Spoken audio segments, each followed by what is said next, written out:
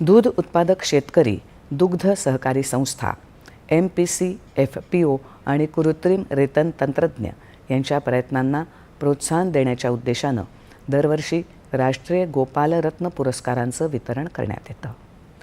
यावर्षी देखील राष्ट्रीय गोपालरत्न पुरस्काराकरता अनेक नामांकनं आहेत. देशी गाई म्हशींच्या जातीचं पालन करणारे सर्वोत्कृष्ट दुग्ध उत्पादक शेतकरी, सर्वोत्कृष्ट दुग्ध सहकारी संस्था, दुग्ध उत्पादक कंपनी, दुग्ध उत्पादक शेतकरी संघटना, सर्वोत्कृष्ट कृत्रिम रेतन तंत्रज्ञ अशा श्रेणींचा यात समावेश आहे. ईशान्य प्रदेश आणि हिमालयीन राज्यांमध्ये दुग्ध विकासाच्या उपक्रमांना प्रोत्साहन देण्यासाठी आणि चालना देण्यासाठी विशेष पुरस्काराचीही तरतूद आहे. राष्ट्रीय गोपालरत्न पुरस्कारांमध्ये सर्वोत्कृष्ट कृत्रिम रेतन तंत्रज्ञ श्रेणीच्या बाबतीत केवळ गुणवत्ता प्रमाणपत्र आणि स्मृतिचिन्ह याचा समावेश आहे.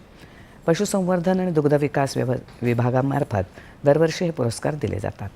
पुरस्कारांकरता 10 ऑगस्ट ते 10 सप्टेंबर या कालावधीत नामांकनं दाखल करता येतील.